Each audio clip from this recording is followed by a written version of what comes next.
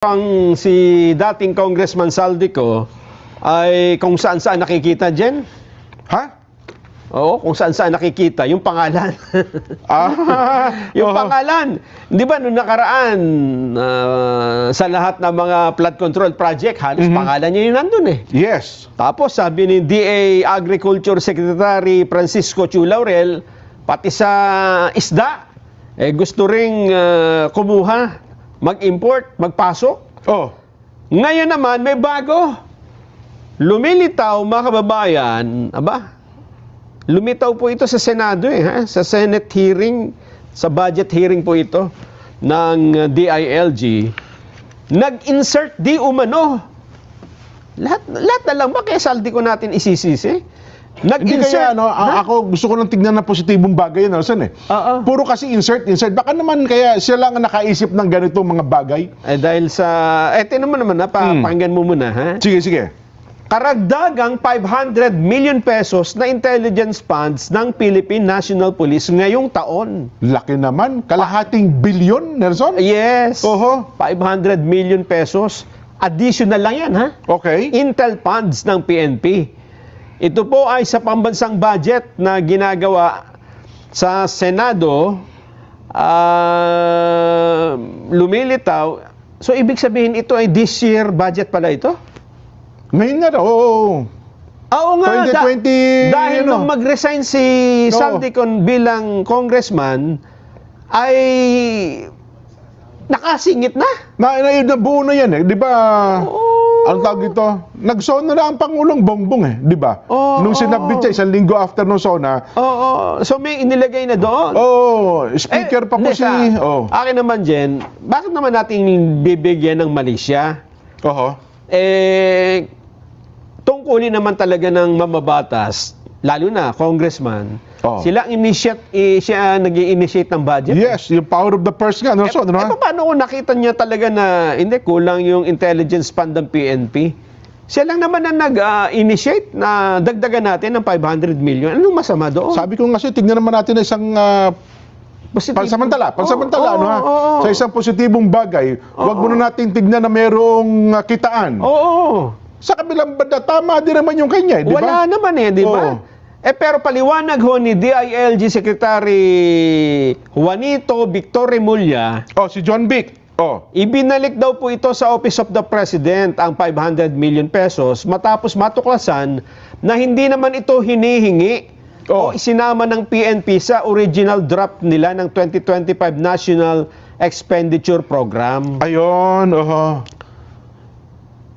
kung ganito ito, Jen, ibig bang sabihin lahat ng mga ipinasok ni Congressman Saldico ay dapat hindi nangyari dahil hindi naman hinihingi? Alam mo, Nelson, kung wala yung nangyaring mga anomalya, maganda eh. Wala namang... Kung halimbawa walang anomalya talaga. Hindi naman no? At siguro dahil lang sa pangalan, Saldico. Paano kung mga ibang pangalan ang naglagay? Ano ba kung hindi Saldico? So posible yun, no? Halimbawa.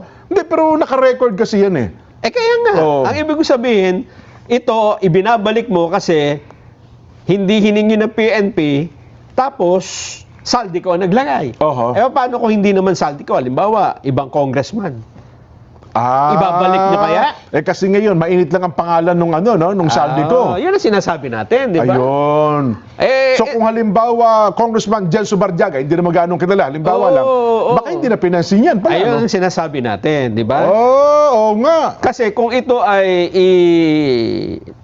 anong tawag dito? Kung ito ay i-isolate natin, kung ito ay ating bibigyang kahulugan, dapat lahat ng mga in-insert dyan, isole. Yun ang lilitaw dyan. So dito, nagkakaroon ng ibang definition ng insertion. Ang insertion ay isang budget na isingit ng congressman kahit hindi naman re-request ng departamento. Yan ang gusto nating banggitin sa bagay na yan. So, yan ang tama naman yan eh. Wala naman, actually... Pero per se, na nilagay na yun, wala pang masama. Sumama lang yan dahil sa nangyari mga skandalo. Kasi hindi mo na pa nakikita, nilagay lang di ba? Noon pa man, meron naman talagang Ayan, ko lang. Pakinggan natin. O, sige nga. O, yung usapan nila Senador Win Gatchalian at Secretary John Vic Remulla tungkol dito sa issue na ito. Yan. Another item, General, is the intelligence funds. No,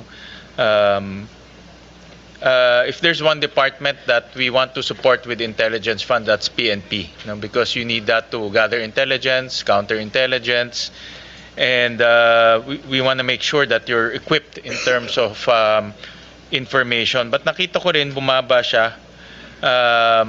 In 2025, 1.3 billion. But in 2026, 800 million. No? How will this affect your intelligence gathering and also counterintelligence activities? Sir, if I may answer. Yes. The 500 million that is additional to that was an insertion which we turned over to the office of the president. We didn't use that 500 million. So that is the grand total. But as according to we only followed what is according to the GAA and not the NEP and not the GAA. What was put additional was we found no use for it and we returned it to the office of the president. Okay, but in for 2026, the 806 million is enough for your operations? The request of PNP actually is 210 billion, but on the grant is 806. That's correct, Your Honor. Alam namin, importante intelligence sa PNP, no? Your enforcers, mga Yes. enforcers natin. That's correct, Your Honor. If we're going to have a per capita dito sa ating intelligence fund to be utilized, ay 150 pesos per month per person po ang ating per capita. And kung titignan natin, that 150 pesos per capita intelligence fund ay hindi kukulang. So that's why kung titignan natin ang ating funds, that is 84% is the PS and MOE is about 14% and the capital outlay is 2% or 3%. Yung ideal po dun sana ay yung PS corresponds to or at par with the MOE. So say 84% maski maging 20%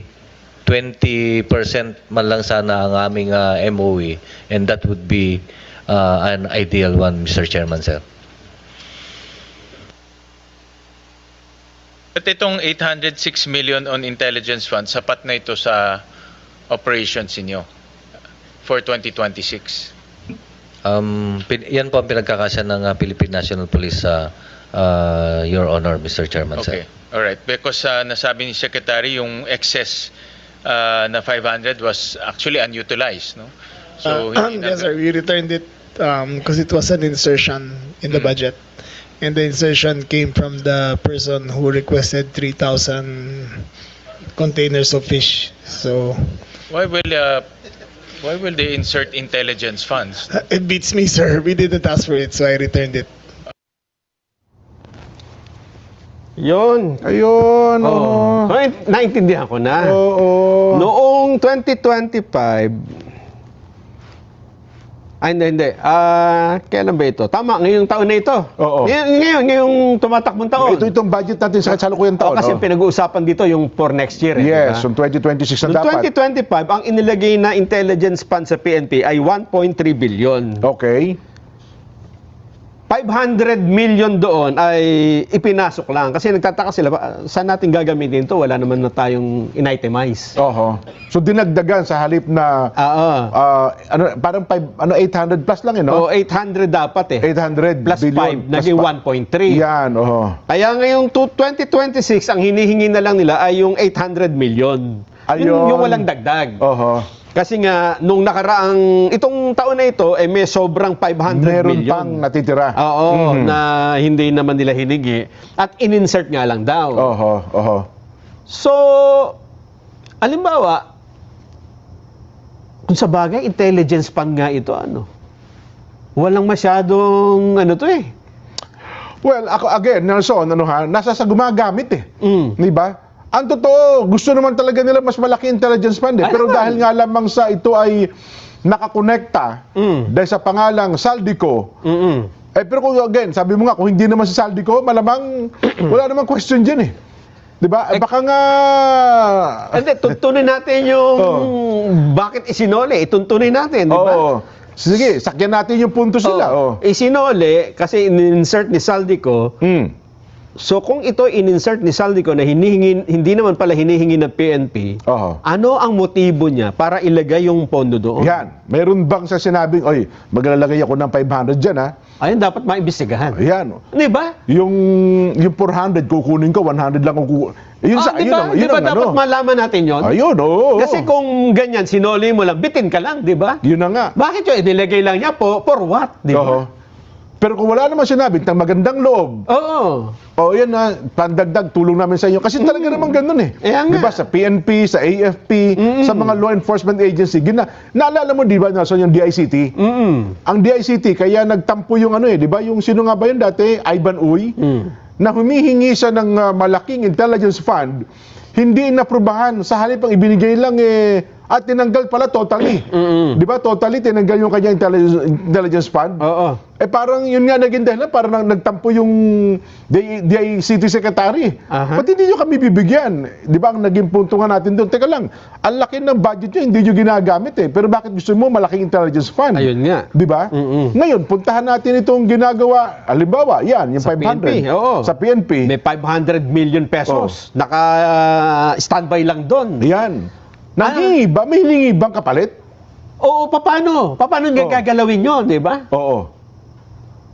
Ay, wala. Sino ang kakutsaba? Kasi nandun yun, hindi naman pwedeng magalaw yan di ba? Totoo. Anong motivation ni Saldico para lagyan? Ayun na nga. Yun ang sinasabi natin. O nilalagyan lang natin ng mali siya kasi pangalan niya Saldico. Parang ganun nga. Kaya nga lahat na nakakonekta ngayon sa kanya, Nelson, masama na. Parang lahat na nakakonekta ngayon sa Diskaya, mga... Oo nga. Di ba? Lahat na lang. Ano? Pati nga yung kinainan doon ng restaurant ng Diskaya, ayun. Gustong kundinahin eh. Kasi kung sinabi mo na sinoli mo yan, dapat imbestigahan mo. Oo. Kasi napapasok dyan di ba? Paano nalagay? Doon Yan. sa papel. Oh. Na-approve yan di ba? Kasi last year yan Totoo. Napirmahan yan. Oh. Napirmahan yan ng BICAM. Nakalusot yan. Kung walang eskandalo ngayon, sisipol-sipol yung naglagay niyan. Ayaw naman. Ang tanong, bakit malakas ang loob ni Saldico na ilagay ang 500 million sa PNP? Sino ang kausap niya dyan, di ba? Ayun. O yun ba'y sarili lang niya? Parang kumbaga, pagandang loob lang. Parang yung di ba, na isang halimbawa pa dyan, yung isang araw pinag-uusapan natin, yung legal assistance sa mga OFWs na son. Di ba, ang hinihingi ata nila parang 10 billion. Ang ginawa ay binawasan. Ang natira na lang ata, 3 ba o 4 billion? Sabi ng mga senador, kulang yan.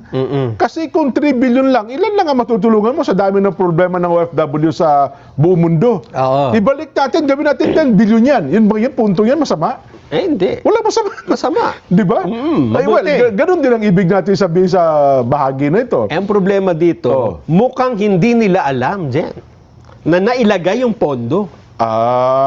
Di ba? Dapat yan ang iniimbestigahan kasi ganyan na yung nangyayari sa flood control. Ayun. Diba? Na ilalagay ng hindi mo alam. Yun ang talagang literal na isiningit. Yan ang sinasabi natin. Isiningit diba? talaga yan. So dapat ipurso mo yung pag-imbestiga rito na paano na ilagay yung 500 million nang hindi ninyo alam. O meron siyang kausap talaga ba dyan? Yan. Di ba sa part din ng PNP, ng AFP, naalala ko nung nasa office of the speaker pa nga nagpapasalamat pa sila, sir, salamat, nabigyan nyo kami ng, di ba pinubas na video na gano'n? yung bilyon. Kasi yun naman ata, subsistence allowance. Wala, aywan ko lang, wala ata sa budget yung hiningi nila, mula sa 150. Ipinangako kasi. Ayun, ipinangako, di ba? Mula sa 150, naging 300. Tuwan-tuwa yung mga opisyal ng AFP. Well, kung yun dinagdag, ano ba yun? Masamang insertion ba yun? hindi ba sa mga amendments yun? Ang ibig Di ba? sabihin lang dito, Jen, Oo. kaya nila mag-insert Ay, pwede kaya. nang talaga. walang nakakaalam. Ayun, ang ano. Hindi ba? Yun ang palihim na ginawa. Eh, kasi ito, kung alam ito nung ibang senador, kagaya niyan, tinatanong, bakit ganito lang? Bakit ganito? Bakit may sobra? Hindi ba? Sana nung nagde-deliberate sila, yung sinasabi nilang BICAM, dapat nakita yan, di ba? Oho. Mga bulag ba sila doon? Para hindi Yun ang palaisipan ngayon, ano? ibig sabihin, nangyayari talaga. Oo. Sample lang ito. Oo. Pero yun nga, anong motibo? May motibo bang masama? O baka naman wala talagang motibong masama? Gusto lang talagang bigyan ng dagdag ang intelligence fund ng ng PNP? Sasagutin kita, Jen. Oo. Kung siguro nanghihingi yung PNP at sinabing kulang yung budget namin, baka sabihin mong nagmagandang loob eh. Okay. Pero kung nakatalikod ka na dyan, Oo. may daladala kang bayong, Oo. tapos nilagyan kita ng mga pera dyan, hindi mo alam. Nilagyan mo ng maleta sa likod. Oo, maleta. Hirahin mo maleta. Oo. Baka may iba akong gustong mangyari. Ayun. Hindi ba? Baka nga, no? Oo. Oo. Gusto ba kitang impluensyahan sa anumang bagay? Yun. Ano? Oo. Kasi hindi po pwede na ang dapat gawin dito ni Secretary John Vic, investigahan niya. Sino yung kausap ni Saldico Yan. Oo. sa PNP? Di ba? Ano naging motibasyon? Bakit siya Oo. nagdagdag ng ganyang kalahating O kaya bilyon? sa DILG, sinong humingi? Di ba? Oo. Kasi sila daw hindi humingi eh. Wala Oo. daw umaamin eh. Parang intention talaga sa sa PNP Intelligence, no? PNP Intelligence Fund. Ay kapag ka PNP Intelligence, alam mo naman ang intelligence ng marami ang issue ng intelligence fund. Intelligence fund. Ibig Oo. sabihin yan, ay hindi mo pwedeng isiwalat lahat ng impormasyon. Yes. Kasi intel nga eh. Oo. Nako, lumalim pa ito, no? So, Parang ang napapansin ko lang, talagang pagkasaldi ko, ay sa'yo na lahat. oo. Lahat nga. Sa'yo na lahat. Lahat na ngayon. Lahat na lang problema. Basta may kinalaman sa insertion, parang lumalabas Oo. na siya na ang utak ng lahat Nako, ng ito. kung ako kay Saldi ko, Oo. hindi na ako magsasalita na ako, Jen.